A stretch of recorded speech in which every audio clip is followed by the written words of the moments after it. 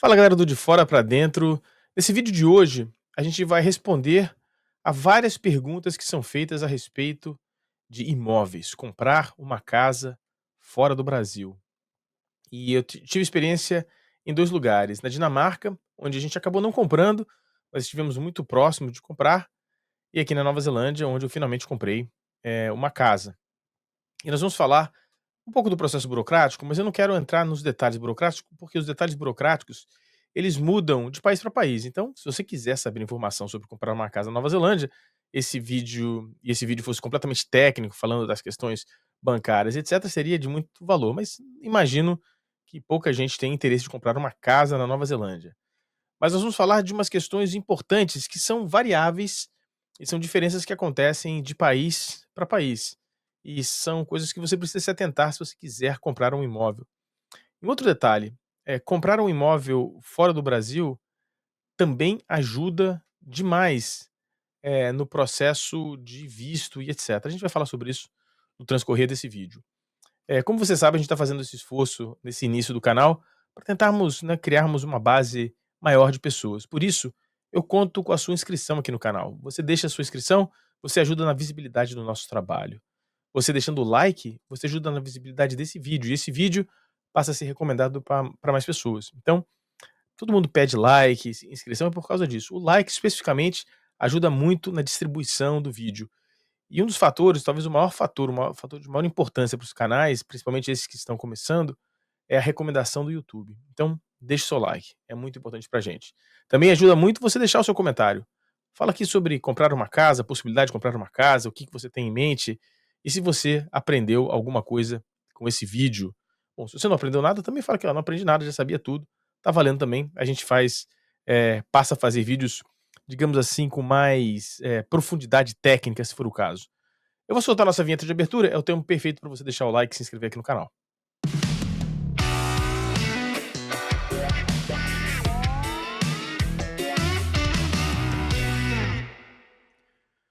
Bom, vamos lá.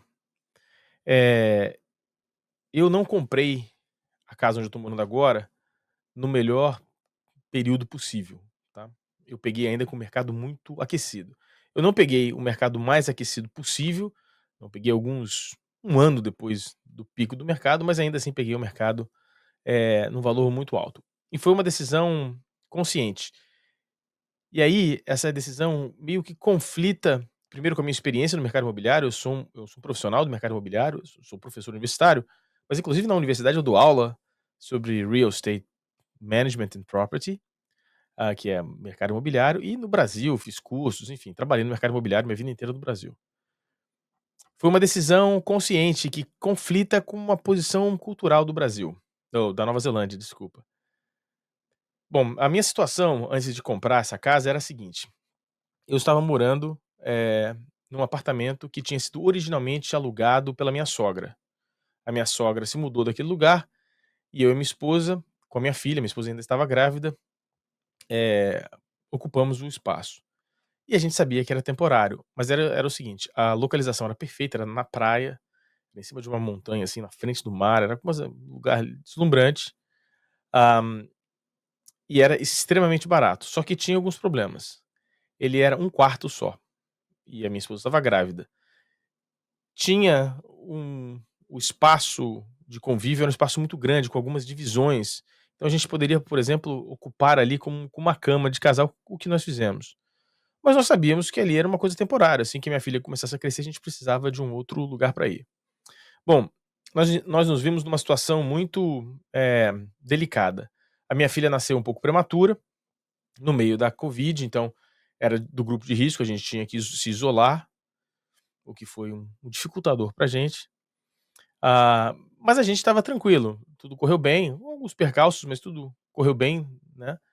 A gente ocupando aquele espaço e vivendo isolado, né, em quarentena praticamente permanente. Eu, consegui trabalhar remotamente, então minha esposa não estava trabalhando, então tudo correndo bem.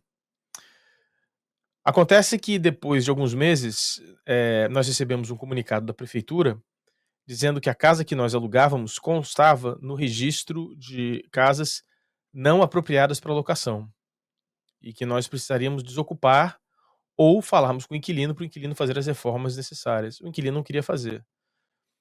A razão era bastante tola, na verdade, uma dessas burocracias estúpidas. Eu sou professor da faculdade de arquitetura, eu consigo analisar se a casa é insalubre ou não. Segundo a análise deles, a casa não tinha o fator de isolamento térmico necessário. Bobagem, a casa tinha, a casa era extremamente quente, na verdade. Mas enfim, não conseguimos provar que era, e recebemos uma ordem, não foi exatamente uma ordem de despejo, mas fomos comunicados que receberíamos uma ordem de despejo. E nós começamos a procurar casa para alugar. E cara, impossível alugar uma casa naquela altura. A gente foi visitar algumas casas, tinha uma casa próxima de onde a gente morava, tinham 160 famílias na fila para entrar na casa. Falei: "Cara, como é que vai fazer?" Eu com uma filha pequena, que precisava ficar isolada em quarentena, nem visitar a casa numa situação com essa, com 160 famílias, eu podia. Falei: "Cara, vamos ter que comprar uma casa." E aí fui forçado, né, por contingência ali, comprar a casa. Vamos lá, vamos fazer. Aí começou um grande esforço, parecido com o esforço que acontece no Brasil. Então, tirei o dinheiro do fundo de garantia, tanto o meu quanto da minha esposa. Era a nossa primeira casa, então a gente tinha direito de tirar o fundo de garantia. Tiramos o fundo de garantia e vendemos tudo que podíamos, né. Eu vendi todas as minhas câmeras, exceção a 2, que para eu continuar trabalhando. Depois eu vendi também, porque com os canais que eu tenho no YouTube, eu não tenho tempo mais de fazer. Então vendi tudo, eu tinha uma pequena scooter, vendia scooter, câmeras, pedi dinheiro emprestado para alguns amigos, fiz um pacote e precisávamos ter 20% do valor de entrada do imóvel, a gente não tinha, a gente só conseguiu 17% desse valor. E aí nós fomos rejeitados por alguns bancos, até teve uma ação judicial, mas enfim, essa ação era porque a gente era rejeitado pelos bancos, e aqui na Nova Zelândia, os bancos teoricamente deveriam aceitar se você tem um crédito muito bom. Eu tinha o crédito perfeito, minha esposa tinha o crédito perfeito, então a gente deveria ser aceito. Só que era um momento de risco e os bancos estavam com fobia a risco e eles rejeitavam, e sem justificar.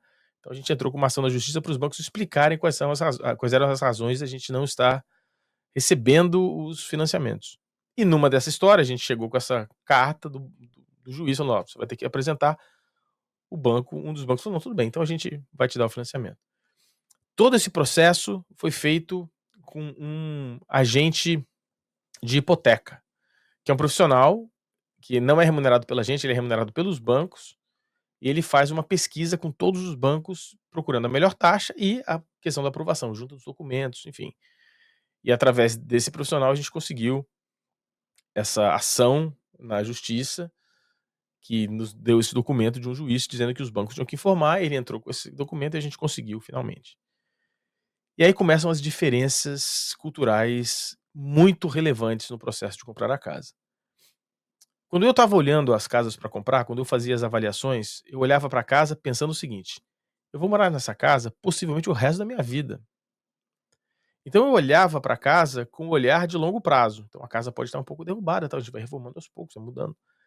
A minha esposa, como é local, neozelandesa, não nasceu aqui, mas foi criada com a mentalidade neozelandesa, tem uma visão completamente diferente.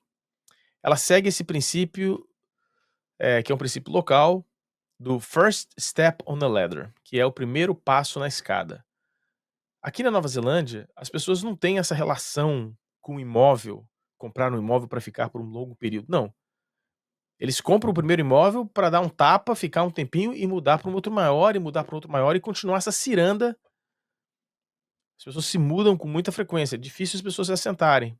Então as pessoas passam por 2, 3, até 4 casas antes de se assentarem. Esse é um conceito para mim que é totalmente diferente, completamente diferente.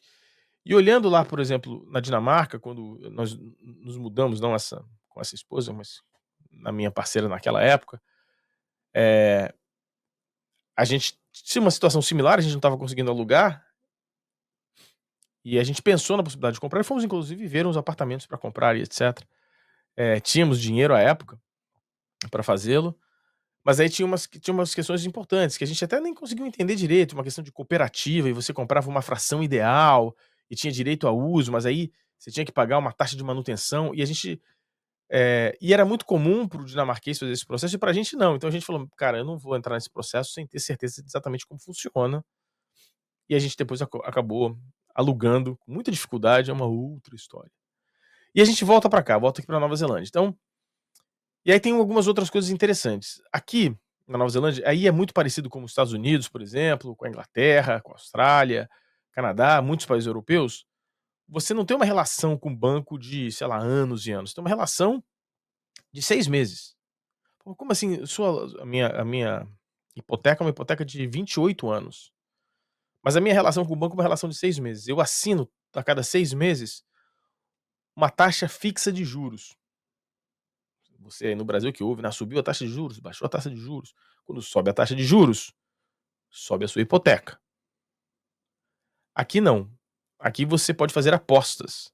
6 meses, 12 meses, 18 meses, 36 meses e por aí vai. E aí o banco te dá uma taxa fixa. E o que acontece? Quando você vai chegando perto de vencer esses 6 meses, e você pode ter a taxa flutuante normal, que a taxa fica se movendo de um lado para o outro, subindo e descendo conforme o Banco Central. O que a gente faz? Quando vai chegando nos 6 meses, eu contacto os bancos e falo: ó, tenho aqui uma hipoteca de tanto de dinheiro e eu tô pagando essa taxa. Qual é a taxa que vocês me oferecem para um contrato de 6 meses? E você fica fazendo essa pesquisa. É nesse processo de pesquisa que as pessoas também vendem as casas e entram nesse processo, nessa ciranda de venda de casa. Então tem essa questão cultural. Uma outra coisa, né, pra mim, aí se você me perguntar: "Pô, Fabrício, você fez uma cagada, comprou na alta", bom, uma situação que eu precisava comprar, precisava de um imóvel e falamos: "Vamos fazer isso agora". Pra mim tem uma outra questão, eu sou muito, hands-on, né, eu sou um cara que faz as coisas, então, eu vou consertando a casa aos poucos, eu vou mudando as coisas, eu, pô, quero derrubar uma parede, em casa de aluguel você não podia fazer isso. Eh, e o lugar onde aí tem uma coisa engraçada, um parênteses engraçado aí, né.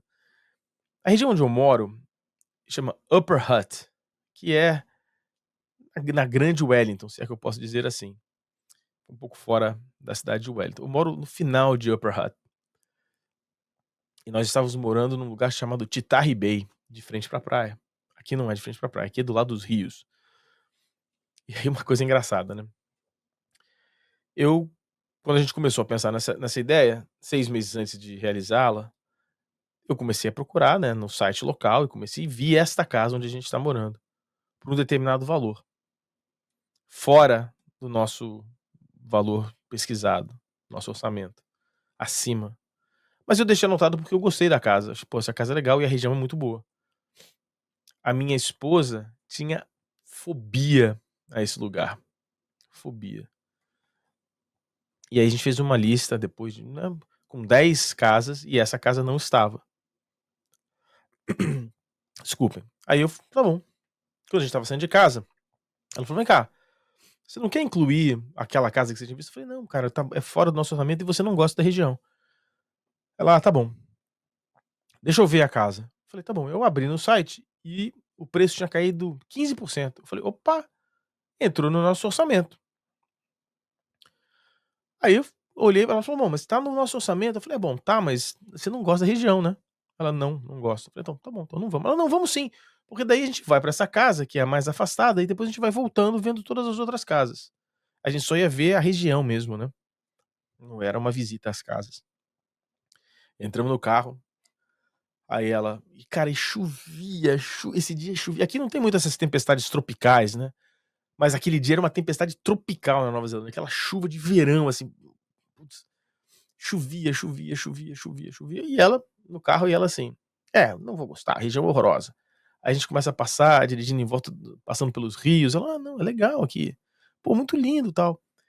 E aí quando a gente entrou no bairro, você sai da highway, né, e você entra no bairro, eu falei: "Puta merda, cara." Ela: "Que foi?"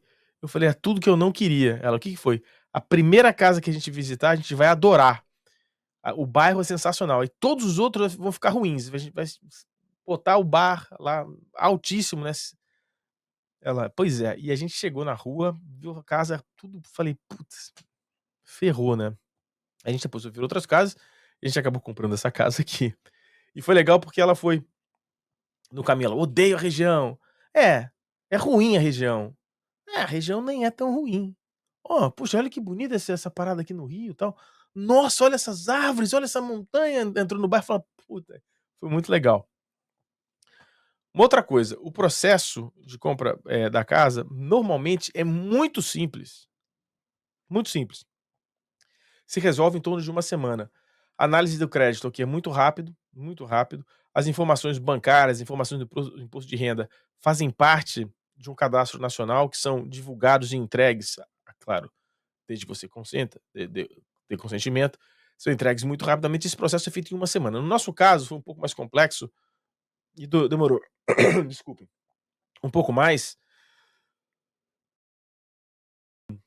Desculpa novamente. Demorou um pouco mais, porque o nosso crédito não era aprovado, porque a gente só tinha 17%, não tinha o mínimo de 20%. Então a gente ficou nessa ciranda, demorou um pouco, mas a gente, né, normalmente é um processo que demora uma semana.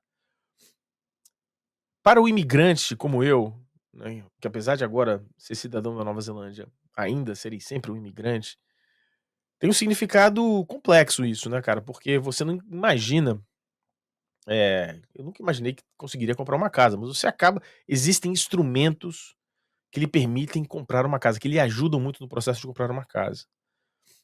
E isso parte da sua capacidade de fazer pesquisa, e pesquisar. A gente conseguiu, por exemplo, $10.000 do governo, de auxílio, de subsídio, que você tem que correr atrás, tem que fazer uns formulários, preencher os formulários, bater nas portas e tal.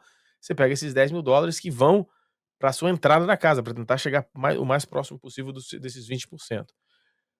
Primeira coisa que eu quero, deixar claro aqui, primeiro, eh, analisar muito as diferenças culturais nesse processo. Se houver uma situação como aqui da Nova Zelândia, do first step on the ladder, primeiro passo na escada, na compra dessa casa, você vai ter que abrir mão de alguns conceitos. E ao invés de comprar uma casa de longo prazo, você vai comprar uma casa talvez em condições não muito boas, vai ter que investir uma quantidade de dinheiro menor para comprar e uma quantidade de dinheiro para reformar, mas vai lhe entregar depois um imóvel que tem mais giro no comércio, e você começa a fazer essa, você tem que mudar o seu mindset, você tem que mudar a sua cabeça. Eu vou fazer um vídeo, o próximo vídeo ou um dos próximos vídeos será sobre isso. O que você precisa mudar em você para você morar fora do Brasil? Porque você tem que mudar alguns padrões, você tem que mudar, fazer coisas que você normalmente não faz no Brasil, particularmente se você for de uma classe média, uma classe mais alta, você não faz isso no Brasil e você vai ter que fazer fora do Brasil. Esse pensamento vale na compra da casa. Você tem que entender os hábitos culturais, tem que fazer uma pesquisa, eh, bancária mais complexa, aquela figura do gerente de banco que quebra todos os seus galhos.